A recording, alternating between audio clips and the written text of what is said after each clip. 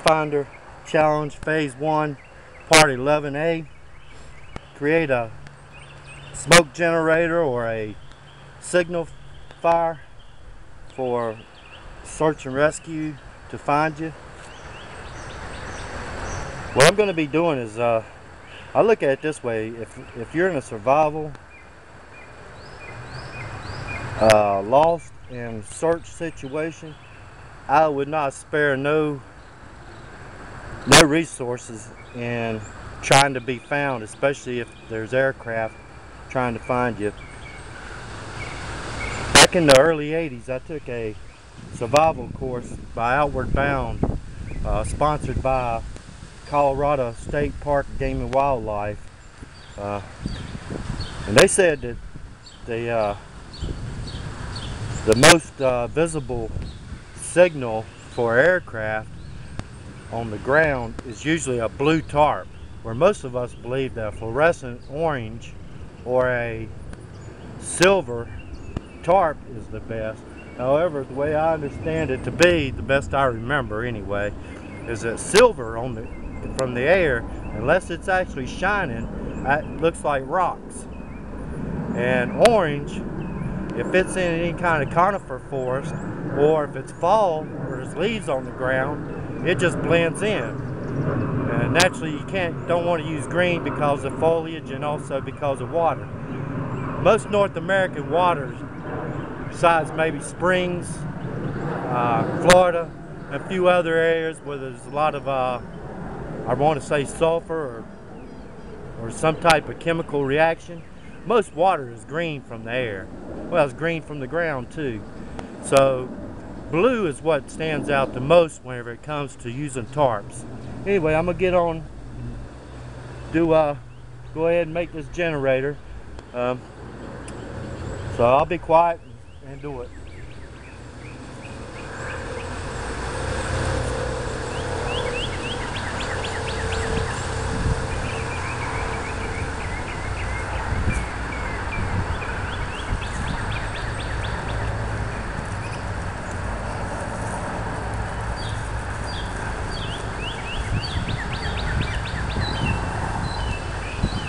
Pretty much what I'm doing here is just trying to make something, a platform to set my fire on. And you don't have to do this platform thing either. You can do fire on the ground. It's just that by making a platform like this, it keeps it up off the ground. So in that way, in case it's raining or whatever, that's what you want to do, is try to make a platform up in the air, so in that way it stays dry.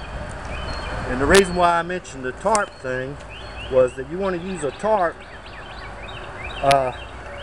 to cover it. So a blue tarp would be the most logical if you do have a blue tarp. Most of us carry silver, or we carry green, so, or orange. So anyway,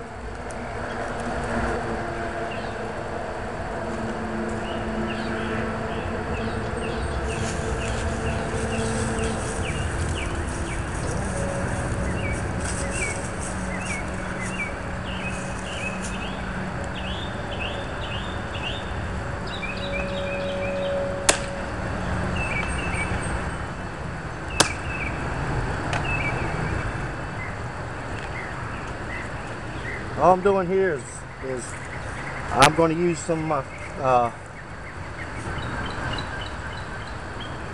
my cotton balls and wax, because like I say, I'm not going to spare no resources when it comes to trying to be rescued. So if I've got it, I'm going to use it, and that's even to include alcohol. If I've got an alcohol burner and I've got a bottle of alcohol, trust me, when that plane comes over, I'm going to be pouring some alcohol on this fire. The same with using a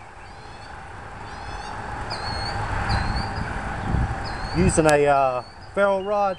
If I've got a lighter with me and that lighter is good, I'm going to use a lighter. I'm not going to be using no ferro rod. I'm going to use something that I know I can have a flame real quick to add to this. So that way I give every chance I can for that aircraft to see me.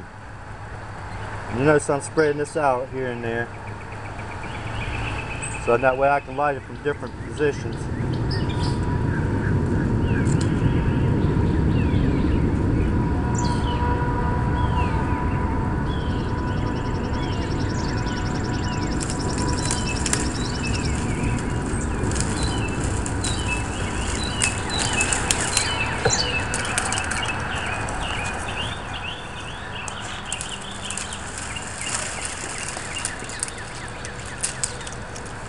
mean, that's just me personally.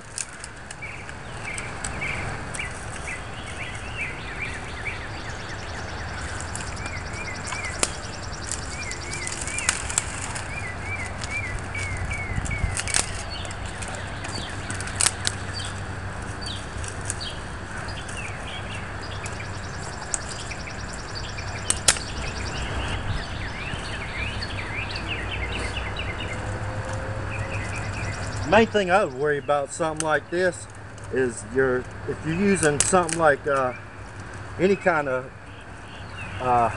string or whatever, I'd be kind of worried about my string burning if it catches on fire down below before the smoke starts generating, and then your tripod falling apart. But you know, I'm gonna give a shout out to Ranger Cookie. It's like he says, there's trash everywhere, so there's way. You can usually find wire. I mean, loggers use it. The people around here that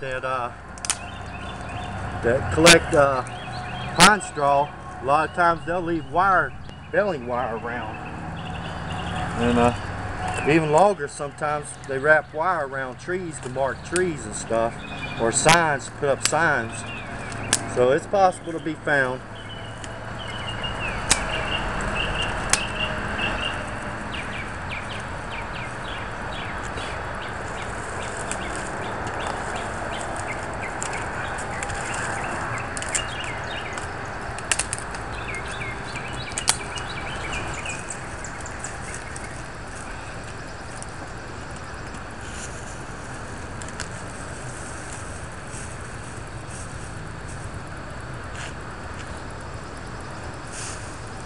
Notice I'm using a lot of pine straw, because pine straw, until it catches fire, smokes real good.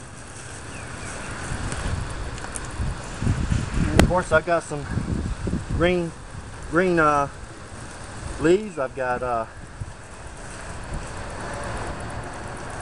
green pine limbs. Anything I can get to create smoke is what we're trying to do. Okay, move some of this stuff out of the way.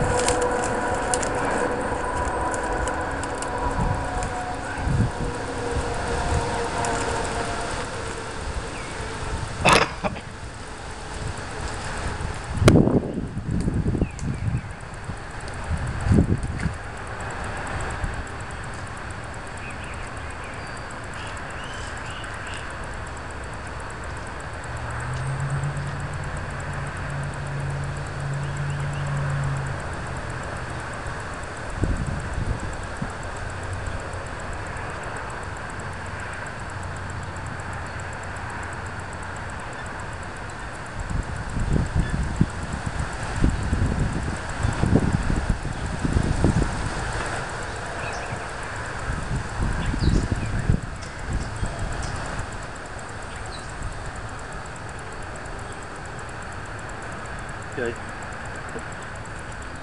And it's like I say, if this is a true situation, and you do have like alcohol or something like that that you use for an alcohol stove, and you got some, and there's an airplane coming across that you know is searching for you, or just making the patterns of a search and rescue, then I wouldn't hesitate to throw some alcohol up on here before you light it, or just be safe so you don't burn yourself.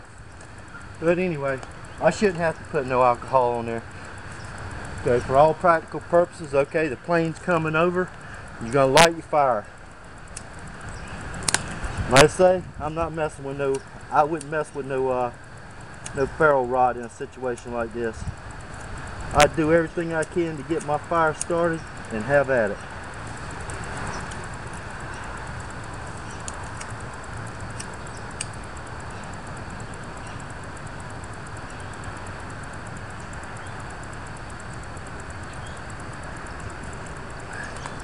Go around here, and I've lighted in several places. Get it going.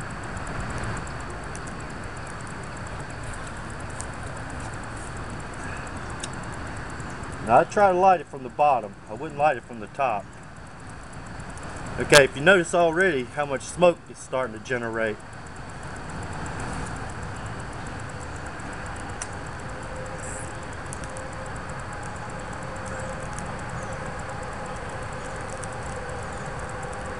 And if you have to, you know, you keep adding stuff to the top of it to keep it smoking as long as you can get it to smoke.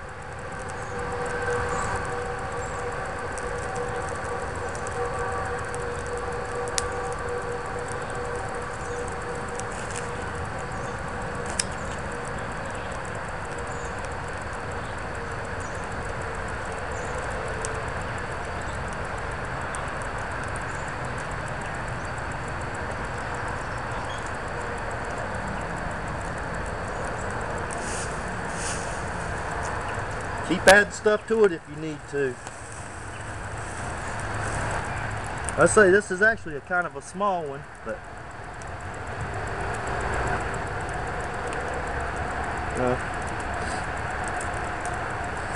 I'm gonna take you up so you can see the actual smoke from a distance that it's creating.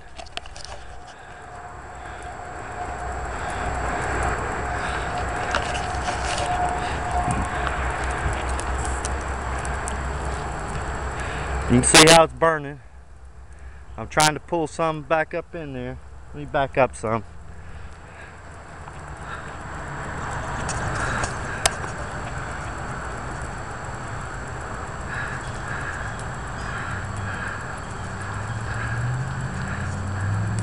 Now you can see it's creating quite a bit of smoke.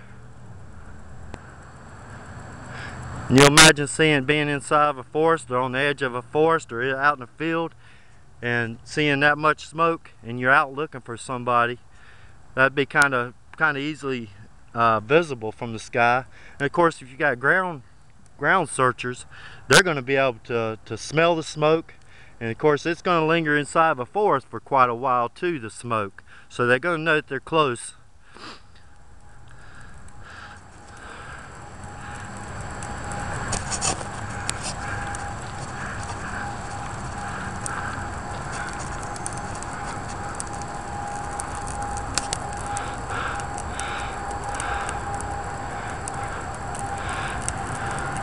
I say the grass is holding the platform together pretty good to keep it from burning my string and having the tripod fall apart. You can see that I used you